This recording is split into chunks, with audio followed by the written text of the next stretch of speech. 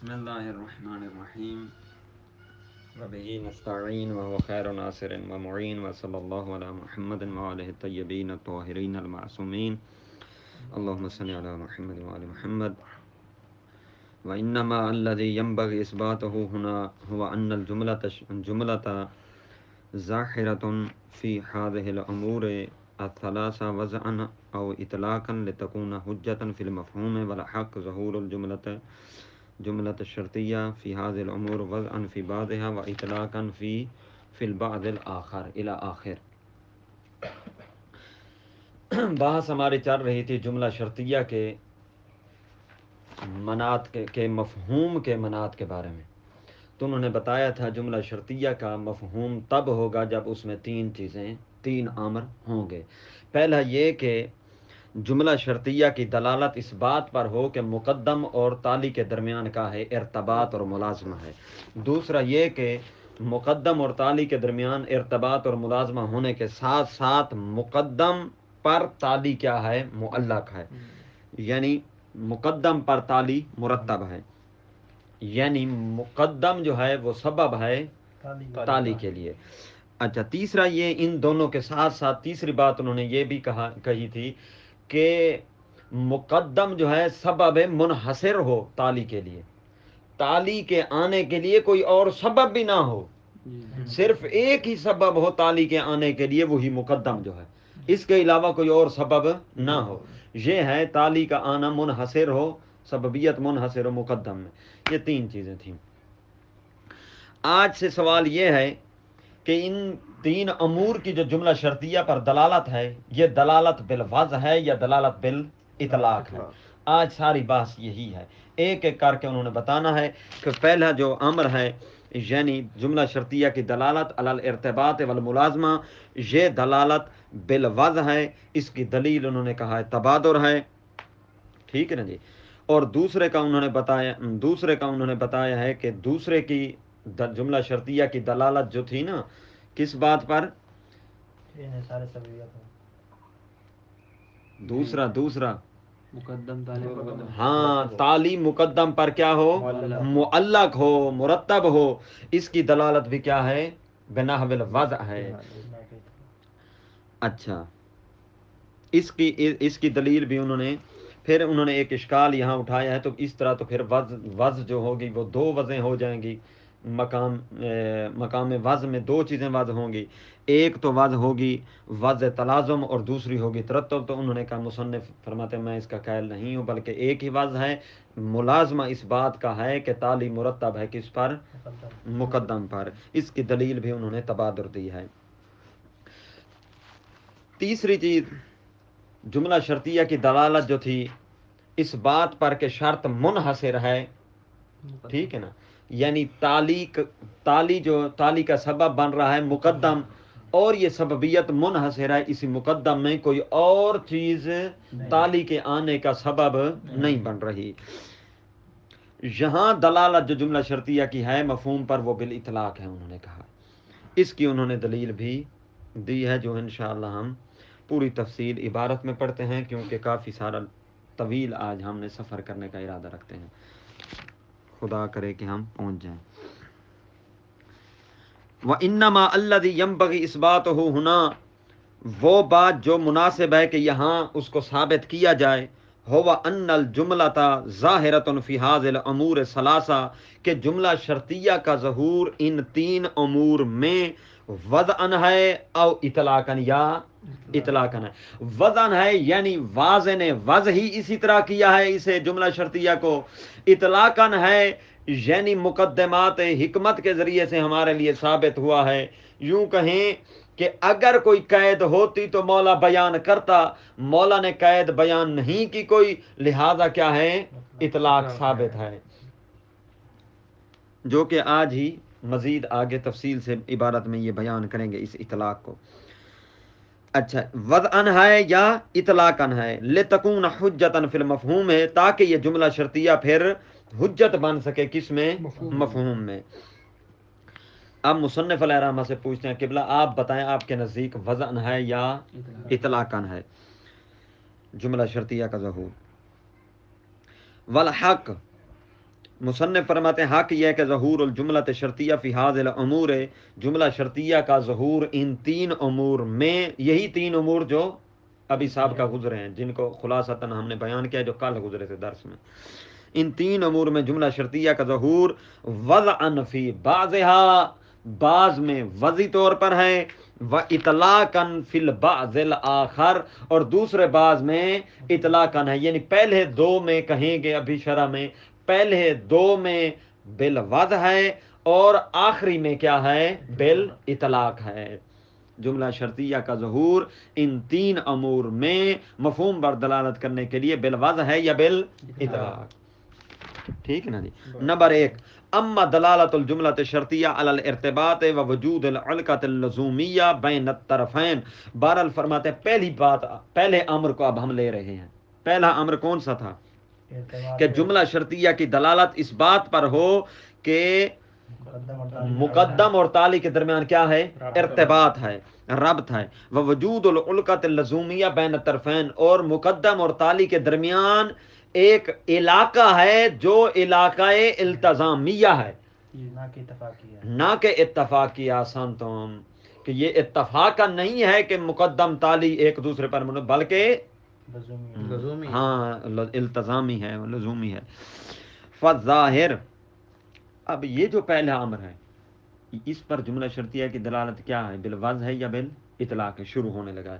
فظاہر انہ بالوضع، ظاہر یہ ہے کہ اس امر پر جملہ شرطیہ کی دلالت کیا ہے بالوضع ہے، یہ تو ہمیں پتہ چل گیا، یہ پہلی بات پتہ چل گیا کہ بالوضع ہے، اس کی دلیل کی بلا فرماتے ہیں بحکم تبادر، اس کی دلیل تبادر ہے، یہ یاد رکھنا جی۔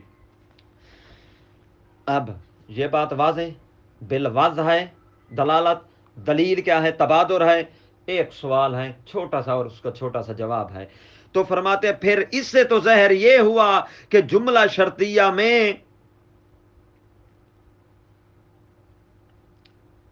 ہاں جملہ شرطیہ میں جو دلالت پائی جاتی ہے وضع کی، وہ حایت ترکیبیہ کے ذریعے سے پائی جاتی ہے، نہ کہ ادوات کے ذریعے سے،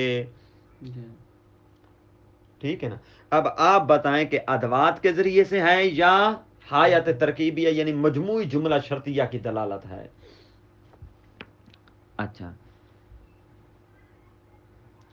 یعنی وضع سے آپ کی مراد ادوات شرط ہیں یا وضع سے آپ کی مراد جملہ ترکیبیہ کی پوری، جملہ شرطیہ کی پوری حایت مجموعیہ ہے؟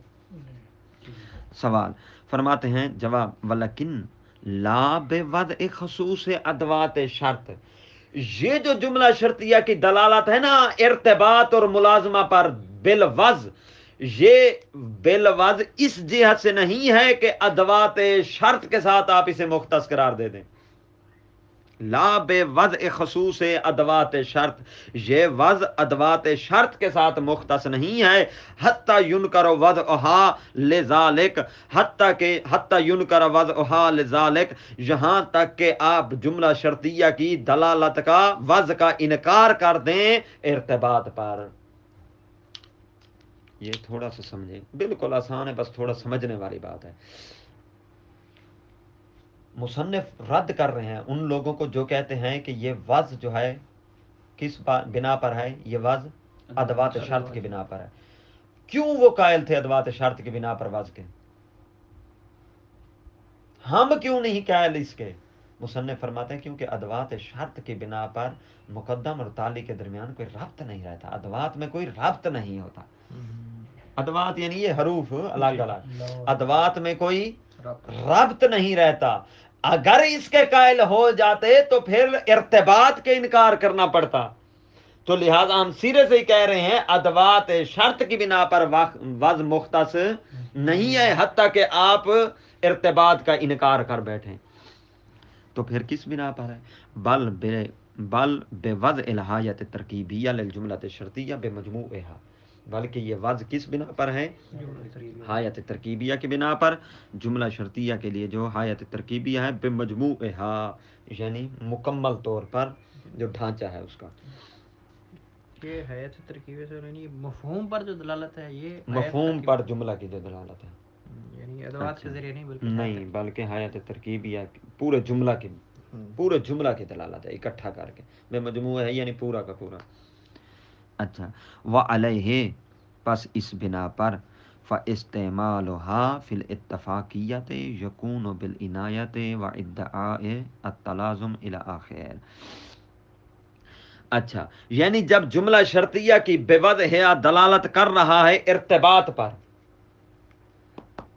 جملہ شرطیہ بے وضع دلالت کر رہا ہے علیہ، جملہ شرطیہ دلالت کر رہا ہے بالوضع کس پر؟ ارتباط پر، القائے لزومیہ کے ذریعے سے.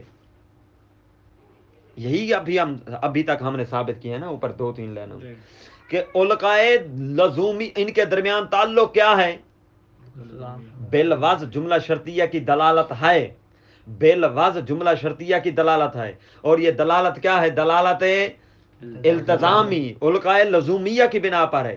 وعلیہ جب یہ ثابت ہو گیا کہ یہ دلالت بالوضع القائے لزومیہ کی بنا پر ہے، فاستعمالها فی الاتفاقیت یکون بالعنایہ، تو پس اس جملہ شرطیہ کا استعمال اتفاقیہ میں، القائے اتفاقیہ میں یہ یکون بالعنایہ یہ مجازن استعمال ہوگا، کیونکہ حقیقتاً کیا ہے؟ استعمال لزوماً ہے. ٹھیک ہے نا. اب اتفاقیہ جملہ میں اس کا استعمال کرنا جملہ شرطیہ کا یہ کیا ہو جائے گا؟ مجازن.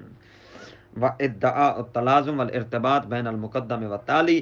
اب فرماتے ہیں یہ جو ہم دعویٰ کریں تلازم کا یا ارتباط کا بین المقدم والتالی، اذا اتفقت لہما المقارنہ فی الوجود، یہ اس وقت دعویٰ کیا جا سکتا ہے کہ مقدم اور تالی کے درمیان ملازمہ اور ارتباط موجود ہے جب اتفاق ہو جائے ان مقدم اور تالی کے لیے وجود میں مقارنت کا، یعنی دونوں چیزیں جب موجود ہوں، جب دونوں چیزیں موجود ہوں گی تب ان دونوں کے درمیان ارتباط بھی ہوگا اور تلازم بھی ہوگا. جب دونوں ہیں ہی نہیں تو پھر ارتباط اور تلازم کیسا؟ واضح ہو رہا یا نہیں ہو رہا؟ اچھا یعنی اتفاقاً جب ایسا ہو جائے گا مقدم اور تالی مل جائیں گے پھر ارتباط اور تلازم کی بات آئے گی. مثال کے طور پر جب بھی عباس صاحب آتے ہیں تو نسیم صاحب کیا ہوتے ہیں؟ موجود ہوتے ہیں. یہ کیا ہے؟ ملازمہ ہے یا اتفاقی قضیہ ہے؟ اب ان دونوں کے درمیان ارتباط کب ہوگا؟ جب یہ اتفاقاً وجود میں بات آ جائے گی کہ وہ بھی آئیں اور یہ بھی موجود ہیں. یہ اتفاق دونوں کے درمیان ہوگا تب بھی تو ارتباط کہلائے گا نا. کبھی ایسا ہو جائے وہ آئیں یہ نہ ہو تو پھر نہ کوئی ارتباط بینہما نہ ہی کوئی تلازم. اچھا اگلی بات واما دلالتها، دوسرا امر جملہ شرطیہ کی دلالت اس بات علی ان التالی مرتب علی المقدم، اس بات پر کہ تالی مرتب ہے کس پر؟ مقدم پر. یہ دوسرا امر جو تھا بأی نحو من انحاء الترتب، ترتب کی کسی قسم سے بھی ہو. کیا معنی ہے اس کا؟ بأی نحو من انحاء الترتب جو مباحثہ کر چکے ہیں. کل میں نے سابقہ درس میں عرض کیا تھا علت تامہ کیا ہوتا ہے؟ چار چیزیں ہوتی ہیں: مقتضی، شرط، معد اور عدم مانع. یہ ضروری نہیں ہے کہ علت تامہ ہو سبب، یہاں سبب سے وہ مراد نہیں ہے کہ علت تامہ ہو، بلکہ کل بھی انہوں نے سابقہ درس میں بھی کہا تھا، آج بھی کہہ رہے ہیں بأی نحو من انحاء الترتب، ترتب کی کوئی بھی قسم ہو جائے بس تالی کسی نہ کسی جہت سے مقدم پر مرتب ہونا چاہیے، چاہے وہ قسم مقتضی ہو، چاہے شرط ہو، چاہے عدم مانع ہو، چاہے معد ہو، سب کا جمع ہونا ضروری. فَهُوَ بِالْوَضْعِ أَيْضًا، سوال تو ہمارا مین یہی تھا نا کہ یہ جو دوسرا امر ہے جملہ شرطیہ کی دلالت اس دوسرے امر میں بالوضع ہے یا بال اطلاق ہے؟ تو جواب مل گیا ہمیں کہ دوسرے امر پر بھی دلالت کیا ہے؟ بالوضع ہے۔ اچھا اب سوال، کیا یہاں دو وضع ہیں؟ واضح نے دو وضع وضع کی ہیں، ایک وضع ترتب کی اور ایک وضع تلازم کی۔ یہ جو آپ کہہ رہے ہیں تلازم بھی ہے اور ترتب بھی ہے، کیا دو وضع ہیں؟ ایک وضع شارع نے ایک مرتبہ دونوں کے لیے تلازم وضع کیا اور دوسری مرتبہ ترتب وضع کیا ہے؟ فرماتے ہیں نہیں، ایسا نہیں ہے، لیکن لا بمعنی انہا موضوعاتن بے وضعین، اس کا معنی یہ نہیں ہے کہ جملہ شرطیہ موضوع وضع کیا گیا ہے دو وضعوں کے ذریعے سے۔ پہلی وضع وضع ان للتلازم، پہلی وضع تلازم کے لیے، وہ وضع ان آخر للترتب، اور دوسری وضع کس کے لیے؟ تلازم یعنی مقدم اور تالی کے درمیان ملازمہ موجود ہے، ترتب یعنی تالی مرتب ہے کس پر؟ مقدم پر۔ آسان تھی، ارتباط نہیں، ترتب دوسرا ہے، ارتباط تو پہلا امر تھا، ترتب دوسرا امر ہے کہ تالی مرتب ہے کس پر؟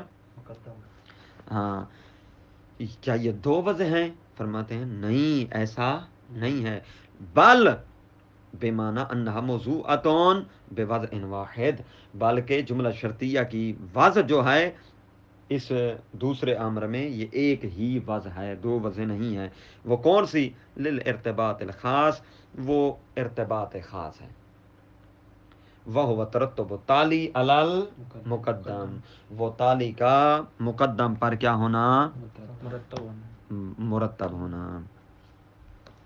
یعنی ایک ہی وضع نے شارع نے اس طرح واضح نے وضع کیا ہے کہ ان دونوں مقدم اور تالی کے درمیان ایسا تلازم ہے، ایسا تلازم ہے کہ اس تلازم کی وجہ سے تالی مقدم پر مرتب ہے، اس طرح ایک وضع ہو گیا، ایسا تلازم کہ تالی مقدم پر مرتب ہے، ایک ہی وضع، ایک ہی وضع میں دونوں چیزیں آ گئی، دونوں کے لیے الگ الگ وضعیں نہیں ہیں۔ اب قبلہ آپ نے جو کہا وضع ایک نہیں ہے، وہ وضع دو نہیں ہے، وضع ایک ہے، اس پر تو ہمیں دلیل عنایت فرما دیں۔ اب یہ ایک وضع پر دلیل آ رہی ہے، اوپر والا جو ہاں اوپر بھی جو پہلے امر میں انہوں نے بالوضع کی دلیل دی تھی وہ تبادر دی تھی، یہاں بھی وہ دلیل تبادر دینے لگے ہیں۔ فرماتے ہیں وَالدلیل علی ذالک ہوا تبادر، دلیل اس پر کیا ہے؟ تبادر ہے۔ تبادر کس چیز کا؟ ترتب تالی علی المقدم منہا، کہ جملہ شرطیہ میں کیا ہے؟ تالی مرتب ہوتا ہے ہمیشہ مقدم پر۔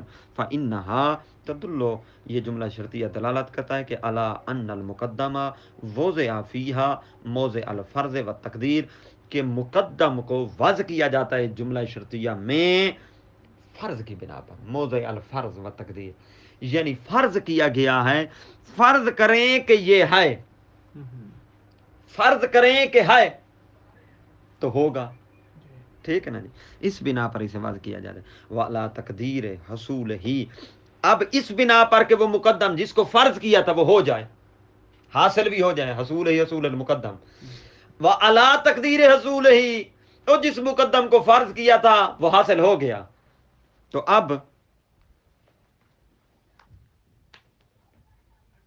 اب کیا ہوگا؟ اچھا لائٹ جلا لیں، کہاں گیا؟ فتالی حاصل عندہ طبعاً، کہ جب مقدم حاصل ہو گیا تو تالی اس کی اتباع میں خود بخود حاصل ہو جائے گا قبلہ، ٹھیک ہے نا؟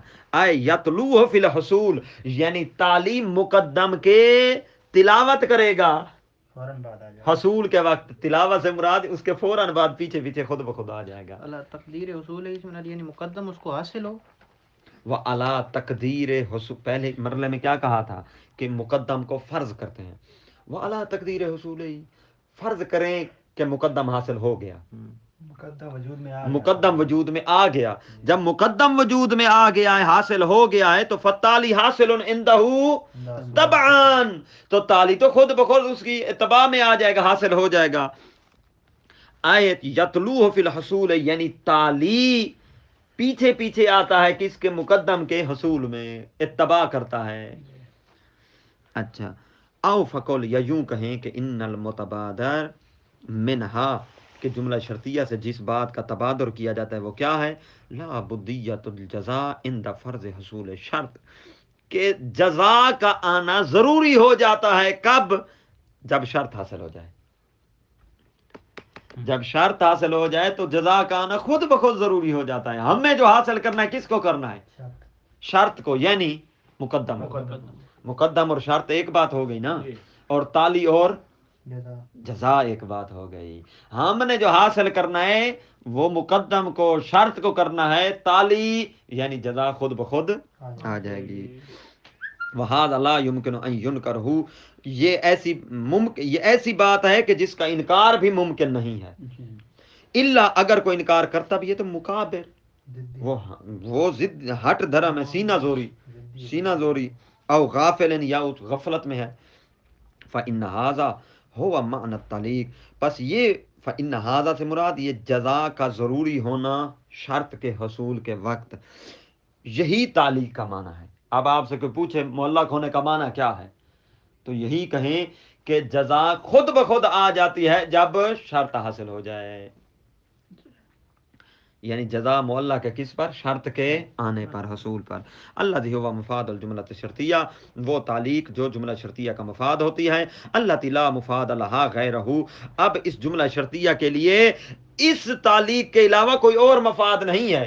بس جملہ شرطیہ کا مفاد یہی ہے کہ تالی معلق ہے کس بات پر؟ مقدم پر. تالی آئے گا کب، حاصل ہوگا کب؟ جب مقدم آئے. ٹھیک ہے نا جی. ومن ہونا سمو الجزء الاول منها شرطا و مقدما، اسی وجہ سے یہ جزء اول کا نام رکھتے ہیں شرط اور مقدم. و سمو الجزء الثانی جزاء و تالیا، اور دوسری جزء کا نام رکھا جاتا ہے جزا اور تالی. یہ بات ختم. اب ایک اور بات ہے بالکل آسان سی. وہ فرماتا ہے کبھی کبھی جملہ شرطیہ انشائیہ ہوتا ہے اور کبھی کبھی جملہ شرطیہ خبریہ ہوتا ہے. جملہ خبریہ انشائیہ سے کیا مراد ہے اور خبریہ سے کیا مراد ہے؟ جملہ شرطیہ انشائیہ سے یہ مراد ہے وہ جو تالی ہوتا ہے نا، تالی میں ایک حکم تکلیفی یا وضعی موجود ہوتا ہے. تالی میں ایک حکم تکلیفی یا وضعی موجود ہوتا ہے. مثال کے طور پر میں جملہ شرطیہ بھی آپ کو بیان کر دیتا ہوں جو ہوگا بھی جملہ انشائیہ. ٹھیک ہے نا جی. مثلا اذا زال الشمس فصل، جب شمس کو زوال ہو جائے تو کیا کر. جملہ شرطیہ ہے یا نہیں ہے؟ اذا فا شرط جزا ہے، جملہ شرطیہ ہے. جملہ شرطیہ ہے جب شمس زوال کر جائے تو کیا پڑھ؟ نماز پڑھ. اب اس میں انشاء نکالنی ہے. انشاء کسے کہتے ہیں؟ حکم تکلیفی کا انشاء ہے یہاں. صلی، نماز پڑھ. واجب ہے تجھ پر نماز پڑھنا. یہ وجوب صلاۃ تکلیفی ہے یا نہیں ہے؟ احکام خمسہ تکلیفی یاد ہے نا قبلہ؟ وجوب، حرمت، استحباب، مکراہت اور اباحت، یہ واجب ہے. جیسے زوال شمس ہو تجھ پر نماز پڑھنا واجب ہے. یہ جملہ شرطیہ بھی ہے اور انشائیہ بھی ہے. اور مثال دے دوں، جب استطاعت ہو تو حج تجھ پر کیا ہے؟ جب استطاعت ہو تو حج واجب ہے. جملہ شرطیہ بھی ہے اور تکلیفیہ بھی ہے. ٹھیک ہے نا. اچھا، خبریہ میں کیا ہوتا ہے؟ خبریہ میں یہ ہوتا ہے قبلہ کہ اس میں تالی میں کسی حکم کا انشاء نہیں کیا جاتا، بس ہوتا تو جملہ شرطیہ ہے لیکن اس کی کیا ہوتی ہے؟ حکایت بس بیان کی جاتی ہے. فَإِذَا كَانَتْ جُمْلَةً إِنشَائِيَّةً، إِذَا كَانَتِ الْجُمْلَةُ الشَّرْطِيَّةُ جُمْلَةً إِنشَائِيَّةً، ایسے بنے گی نا عبارت کہ جب جملہ شرطیہ جملہ انشائیہ ہو. کیا معنی اس کا؟ اے ان التالیہ متضمن لانشاء حکم تکلیفی او وضعی، کہ تالی متضمن ہو حکم تکلیفی کی انشاء کو، یعنی تالی میں، تالی کے ضمن میں حکم تکلیفی پایا گیا ہو، او وضعی یا حکم وضعی. تکلیفی وہی احکام خمسہ، واجب، حرمت وغیرہ، اور وضعی کیا ہوتا ہے؟ نجاست، طہارت، صحت، بطلان. یہ کیا ہوتے ہیں؟ حکم وضعی ہوتے ہیں. اب تالی میں حکم تکلیفی کی میں نے 2 مثالیں دیں. حق بنتا ہے کہ وضعی کی بھی کوئی نہ کوئی مثال ہونی چاہیے. وضعی کی کیا مثال بنے گی؟ وضعی کی یہ کہ اگر پانی کور تک پہنچ جائے تو نجس نہیں ہوتا. عدم تنجس.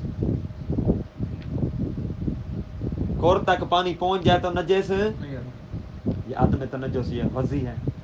اگر پہنچے تو نجس نہیں ہے. شرطیہ بھی ہے، انشائیہ بھی ہے، لیکن انشاء بحکم الوضع ہے. ٹھیک ہے نا؟ اچھا. فَإِنَّهَا تَدُلُّ عَلَى تَعْلِيقِ الْحُكْمِ عَلَى الشَّرْطِ. پس یہ جملہ شرطیہ دلالت کر رہا ہے کہ حکم معلق ہے، اس بات پر دلالت کر رہا ہے کہ حکم معلق ہے کس پر؟ شرط پر. حکم تب آئے گا جب شرط ہوگی، شرط وجود میں آئے گی. نماز تب واجب ہوگی جب زوال شمس. حج تب واجب ہوگا جب استطاعت آئے گی. پانی تب نجس نہیں ہوگا جب قریہ تک پہنچے گا. فتدل علی انتفاء الحکم عند انتفاء شرط. پس یہ دلالت کرتا ہے کہ حکم منتفی ہو جائے گا شرط کے انتفاع کے وقت. وہ شرط المعلق علیہ الحکم، جس شرط پر حکم کیا تھا؟ معلق تھا.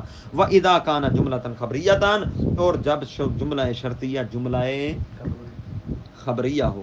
اس کا کیا معنی؟ اے ان تعلیم متضمن لحکایت خبر، کہ تالی کے ضمن میں خبر کی حکایت پائی جاتی ہو، کوئی حکم نہ ہو.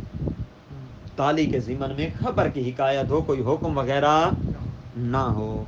فَإِنَّهَا، اس کی مثال ابھی آگے آ رہی ہے، خود دے رہے ہیں اس لیے میں نہیں بیان کر رہا. فَإِنَّهَا تَدُلُّ عَلَى تَعْلِيقِ حِكَایَتِهِ عَلَى الْمُقَدَّمِ. یہ بات اس بات پر دلالت کرتی ہے، یہاں جملہ شرطیہ اس بات پر دلالت کرتا ہے کہ تالی کی حکایت معلق ہے مقدم پر. تالی کی حکایت مقدم پر معلق ہے، یہاں کوئی حکم نہیں ہے، حکایت ہے. سواء کان المحکی عنہ خارجا، برابر ہے کہ جس کے بارے میں حکایت کی جا رہی ہے وہ خارج ہو واقع میں. ٹھیک ہے نا؟ مرتب ہو علی المقدم. محکی عنہ، جس سے حکایت کی جا رہی ہے وہ وہی تالی ہے. حکایت تالی میں ہی وہ حکایت ہونی ہے نا. کہ تالی کیا ہو؟ خارج میں مرتب ہو کس پر؟ مقدم پر. فتطابق الحکایت مع المحکی عنہ، تو حکایت مطابق ہوگی کس کے؟ اس کے جس کے بارے میں حکایت کی جا رہی ہے. کا قولنا، جس طرح کہ ہمارا قول، ان کانت الشمس طالعۃ فالنہار موجود، کہ اگر شمس طلوع کر جائے، اگر جملہ شرطیہ بن رہا ہے، فالنہار موجود، تو دن کیا ہوتا ہے؟ موجود ہوتا ہے. تو یہاں کوئی حکم آیا ہے؟ شمس طلوع کر جائے تو کیا کرنا ہے؟ کوئی کہا ہے؟ نہیں، بس انہوں نے خبر دے دیا جب شمس طلوع کر جائے تو دن موجود ہوتا ہے. دن کے موجودگی کی حکایت بیان ہوئی ہے، خبر بیان ہوئی ہے. تو یہ جملہ شرطیہ خبریہ ہو گیا. ٹھیک ہے نا جی؟ او مرتباً علیہ، یا کیا ہوگا؟ وہ کہاں گیا؟ سوری. او مرتباً علیہ، یا مقدم کیا ہوگا؟ مرتب ہوگا کس پر؟ او تالی مقدم ہوگا مرتب پر. یعنی نہار کا موجود ہونا ہمارے پاس غیر مرتب فنہار موجود، او غیر مرتب علیہ مترتب مرتب ہونا چاہیے. یا غیر مترتب علیہ. یہاں غیر مرتب ہی کر سکتے ہیں، کیونکہ مرتب کے پیچھے میں انہوں نے مثال دی. اب کہتے ہیں ممکن ہے کہ وہ مرتب نہ بھی ہو پہلے پر، خبر میں یہ بھی ہوتا ہے.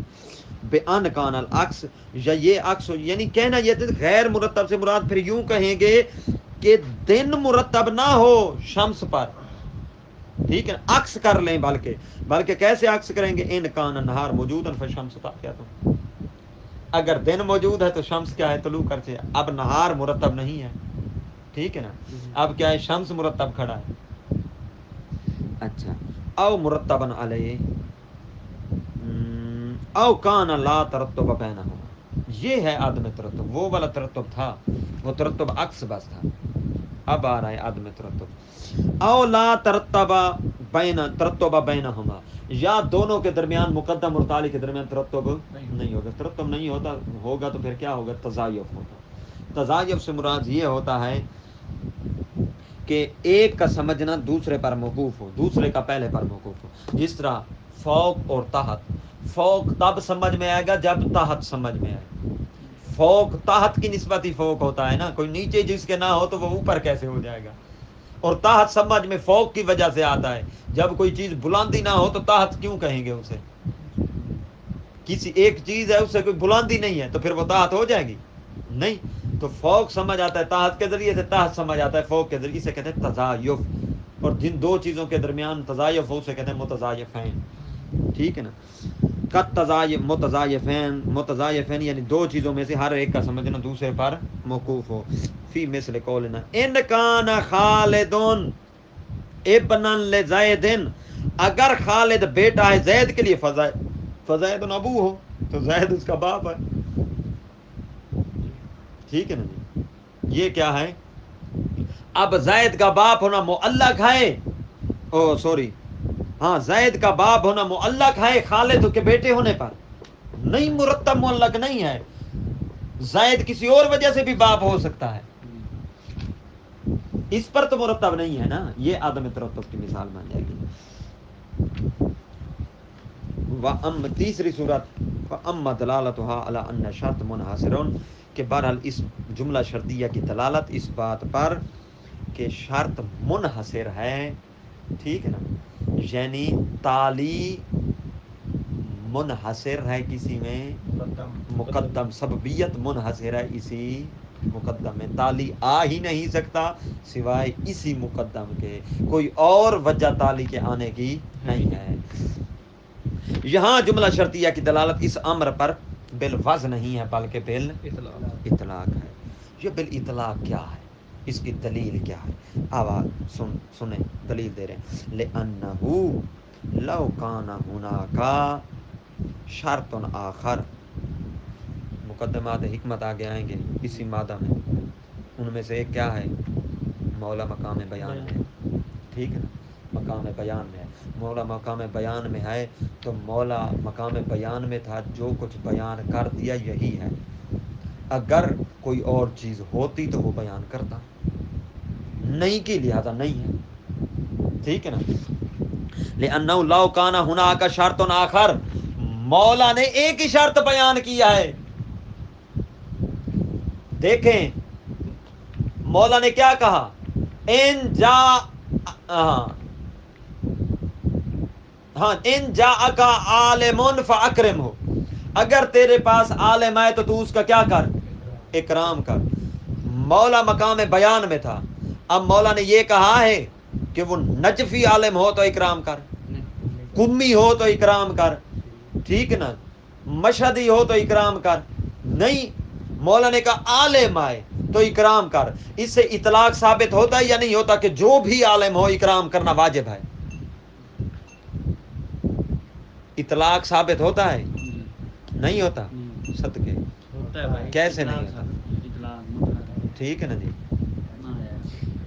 اطلاق ثابت ہو رہا ہے کہ مولا جو کہہ رہے ہیں ان جا کا عالم فاکرم ہو, اگر تیرے پاس عالم ہے تو اس کا اکرام کر. پھر جہاں کا بھی عالم ہو اکرام واجب ہے, مطلق ہے. لو کان ہناک شرط آخر, اگر عالم کی عزت کرنے کے لیے کوئی اور بھی شرط ہوتی, یعنی تالی کا انحصار اسی مقدم پر, اکرام کا انحصار اسی علم پر نہ ہوتا, تو لو کان ہناک شرط آخر للجزاء, اگر جزا کے لیے یعنی تالی کے لیے کوئی اور شرط یا کوئی اور مقدم ہوتا, بدیل لذالک, اس شرط کے لیے وہ بدیل ہوتا, تو شارع اس کو یا واضح اسے بیان کر دیتا. ٹھیک ہے نا, یعنی کہہ دیتا یا یہ ہو تب بھی اکرام کر, یا یہ ہو تب بھی اکرام کر. ٹھیک ہے نا جی. وَقَضَىٰ لَوْ كَانَ مَعَهُ شَيْءٌ آخر, یا اس کے ساتھ کوئی اور شے ملی ہوئی ہوتی, یکونان معاً, وہ دونوں چیزیں مل کر شرطن ایک شرط بنتی للحکم, حکم کے لیے, تو تب بھی بیان کر دیتا. ان دونوں چیزوں میں فرق ہے. آپ توجہ, پہلے جملے میں اور اگلے قضاء سے پہلے اور قضاء کے بعد والے میں تھوڑا سا فرق ہے.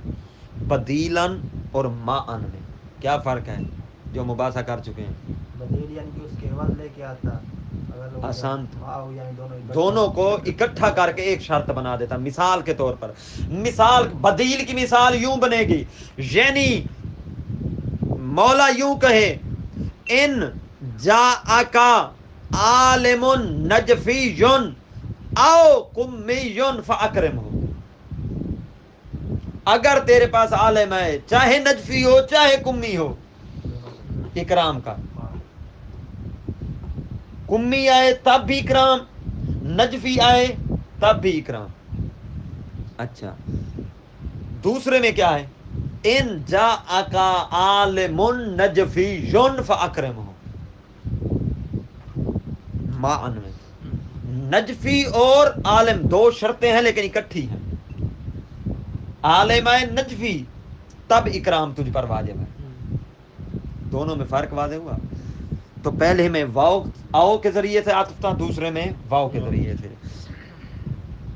عالم و نجفی لا احتاج ذالک الی بیان زائد، تم احتیاج ہے بیان زائد کی طرف، اما بالعطف او بے او، یا تو او کے ذریعے سے عطف ہوگا فی صورت الاولی وہ بدیل والی صورت میں، او العطف بالواو فی صورت ثانیہ معن والی صورت میں، لان ترتب علی شرط ظاہر فی انہ بعنوان الخاص، کیونکہ جزا کا مرتب ہونا شرط پر، جزا کا مرتب ہونا شرط پر ظاہر ہے اس میں کہ انہ بعنوان ہی الخاص مستقلاً، کہ یہ ترتب عنوان خاص کے ساتھ ہے، اور یہ مستقل ہے کس بات میں کہ ہوا شرط معلق علیہ الجزا، یہی وہ شرط ہے جس شرط پر جزا معلق ہے، کوئی اور شرط نہیں ہے۔ فَإِذَا أُطْلِقَ تَعْلِيقُ الْجَزَاءِ عَلَى الشَّرْطِ، جب جزا کا معلق ہونا شرط پر مطلق قرار دے دیا گیا ہے، یعنی فقط وہ جو پہلے والا جملہ، یعنی فقط یہی کہا گیا ہے کہ ان جاءک عالم فَأَكْرِمْهُ، مطلق قرار دے دیا گیا، فَإِنَّهُ يُسْتَكْشَفُ مِنْهُ، اس سے یہی بات کشف کی جا سکتی ہے کہ ان شرط مستقل، کہ شرط کیا ہے؟ مستقل ہے، لا قید آخر معہو، اس شرط کے ساتھ کوئی اور قید نہیں ہے ملی ہوئی، کس کے لیے؟ جزا اور تالی کے آنے کے لیے، بلکہ اس جزا اور تالی کے لیے فقط یہی ایک شرط ہی سبب بن رہی ہے، یعنی سبب منحصر ہے، انحصار السببیت فی المقدم فی الشرط، بات یہیں سے شروع ہوئی تھی نا۔ وَأَنَّهُ مُنْحَصِرٌ، اور یہ شرط کیا ہے؟ منحصر ہے، لا بدیلا، اور اس کے لیے کوئی بدیل نہیں ہے، بدیل یعنی او کے ذریعے سے کوئی عطف نہیں کیا گیا، ولا عدل لہو، اس کا کوئی ساتھی نہیں ہے، یعنی واو کے ذریعے سے بھی کوئی نہیں کہا گیا۔ وَإِلَّا، اگر ایسا ہوتا، اگر ایسا مقام بیان والی بات، اگر کوئی اور چیز بھی ساتھ ہوتی، لواجب علی الحکیم بیانہ، تو حکیم پر واجب تھا کہ وہ بھی اس کو بھی بیان ساتھ کر دیتا، حسب الفرض فی المقام البیان، کیونکہ حکیم کہاں تھا؟ مقام بیان میں۔ وہذا نظیر ظہور صیغۃ افعل، یہی اسی مثال، اسی جیسی مثال ہے کہ صیغہ افعل کا ظہور باطلاقھا فی الوجوب العینی والتعیینی، کہ صیغہ افعل جب مطلق ہو نا، عینی اور کفائی میں سے کس پر دلالت کرتا ہے؟ جب مطلق ہو عینی پر دلالت کرتا ہے، تعیینی اور تخییری میں سے کس پر دلالت کرتا ہے؟ تعیینی پر، جب مطلق ہو، ٹھیک ہے نا۔ وصیغۃ ظہور و صیغۃ الافعال، صیغہ افعل کا ظہور ہوتا ہے اس وقت بے اطلاق ہے جب صیغہ افعل کیا ہو؟ مطلق ہو، اس کا ظہور کہاں ہوتا ہے؟ فی الوجوب العینی لل کفائی، وجوب عینی میں ہوتا ہے، کفائی میں نہیں ہوتا، والتعیینی میں ہوتا ہے، تخییری میں نہیں ہوتا۔ وَإِلَىٰ هُنَا تَمَّ لَنَا، یہاں تک بات ہمارے لیے واضح ہو چکی، ما اردنا ان نذهب الیہ، جس بات کی طرف ہم جانا چاہتے تھے وہ کیا ہے؟ ظہور الجملۃ الشرطیہ فی الامور التي بها تكون ظاہرۃ فی المفہوم، کہ ان تینوں امور میں جملہ شرطیہ کا ظہور مفہوم میں ہو رہا ہے، تینوں امور میں جملہ شرطیہ کا ظہور مفہوم میں ہو رہا ہے۔ وعلی کل حال، ہر حال کی بنا پر، چاہے جون سا بھی امر ہو، ان ظہور الجملۃ الشرطیہ فی المفہوم، جملہ شرطیہ کا ظہور مفہوم میں ان امور میں سے مما لا ینبغی ان یتطرق الیہ شک، جس میں کوئی شک کی گنجائش نہیں ہے، جملہ شرطیہ کا مفہوم اور جملہ شرطیہ کی دلالت مفہوم پر ہوتی ہے، اس میں کوئی شک نہیں ہے، الا، ہاں کچھ ایک دو صورتیں، کچھ صورتیں ہیں، ایک دو صورتیں جہاں جملہ شرطیہ کی دلالت مفہوم پر نہیں ہوتی، ما قریدن صارفہ، کوئی ایسا قرینہ ہو جو دلالت کر رہا ہو کہ یہ جملہ جو ہے یہ مفہوم پر دلالت نہیں کرے گا، وہ قرینہ الگ بات ہے، یا تکون واردۃ لبیان الموضوع، یا جملہ شرطیہ وارد ہوا موضوع کے بیان کے لیے، وہ جو پہلا جہاں حکم کے منتفی ہونے سے پورا موضوع منتفی ہو رہا تھا، ختنے والی بات، وہاں بھی جملہ شرطیہ کا مفہوم نہیں ہوگا۔ ان دو کے علاوہ جملہ کی شرطیہ کے مفہوم نہ ہونے میں کوئی شک، اور جملہ شرطیہ کے مفہوم ہونے میں کوئی شک نہیں ہے۔ آخری اور بالکل آسان سی بات ہے قبلہ، یہ تو ہم نے عقلی دلیل سے ثابت کیا ہے کہ جملہ شرطیہ کا مفہوم ہے۔ ایک روایت ذکر کر دیتے ہیں عبادتاً، ٹھیک ہے نا، جملہ شرطیہ کے مفہوم پر دلالت کے لیے۔ وَيَشْهَدُ لِذَلِكَ، جملہ شرطیہ کے مفہوم پر دلالت کرنے کے لیے ایک گواہی اور ہم دیتے ہیں۔ گواہ ہے کیا؟ استدلال و امام صادق علیہ السلام، امام صادق علیہ السلام کا استدلال کون سا؟ بالمفہوم فی روایت ابی بصیر، جو ابی بصیر کی روایت میں ہے۔ کالا سألتو، ابی بصیر کہتے ہیں سألتو ابا عبداللہ، میں نے امام جعفر صادق علیہ السلام سے سوال کیا، ان شاۃ، اس بکری کے بارے میں، تذبح ہو، جسے ذبح کیا گیا، فلا تتحرک، اس نے حرکت بالکل نہیں کی، وَيُحْرَقُ مِنْهَا دَمٌ كَثِيرٌ عَبِيد، اور اس سے بہت زیادہ گہرا خون بہتا رہا، خون تو بہ رہا تھا لیکن اس نے حرکت نہیں کی۔ یہ اب کھانی چاہیے بکری یا نہیں، حلال ہے یا نہیں ہے؟ قال علیہ الصلوۃ والسلام لا تاکل، اس بکری کو نہ کھاؤ۔ کیوں؟ ان علی علیہ الصلوۃ والسلام کانا یقول، چھٹے لال ولایت فرماتے کہ میرے بابا علی علیہ السلام کہا کرتے تھے، اذا رکضت الرجل وطرفت العین فکل، کہ جب بکری، جب جانور کیا کرے، پاؤں کو رجل، پاؤں کو حرکت دے، یا آنکھ کو ٹپکے، آنکھ کو حرکت دے، تو فکل، پھر اسے کھاؤ۔ اس جملے کا مفہوم کیا بنتا ہے؟ پاؤں کو حرکت نہ دے، آنکھ کو حرکت نہ دے تو لا تاکل، نہ کھاؤ، ٹھیک ہے نا۔ فإن استدلال الامام بقول علی علیہ الصلوۃ والسلام، امام جعفر صادق علیہ الصلوۃ والسلام کا روایت سے استدلال کرنا مولا علی کے قول کے ذریعے سے، لا یکون، یہ استدلال مولا کا ہو ہی نہیں سکتا، الا، مگر کب ہو سکتا ہے؟ اذا کان لہ مفہوم، جب جملہ شرطیہ کے لیے کیا ہو، یا جب اس روایت کے لیے کیا ہو، مفہوم ہو۔ وہ مفہوم کیا بنے گا اس روایت کا؟ آسان تم جملہ سنیے گا، اذا رکضت الرجل او طرفت العین فکل، یہ جملہ شرطیہ ہے، جب پاؤں کو حرکت دے یا آنکھ ٹپ کے کیا ہے، کھاؤ، اس کا مفہوم شروع ہو رہا ہے۔ اذا لم ترکض الرجل، جب رجل کو حرکت نہ دے، او لم تطرف العین، اور عین کو حرکت نہ دے، نہ ٹپکے، فلا تاکل، تو اسے نہیں کھا سکتے، یہ مفہوم اس کا بنے گا۔ والحمدللہ رب العالمین۔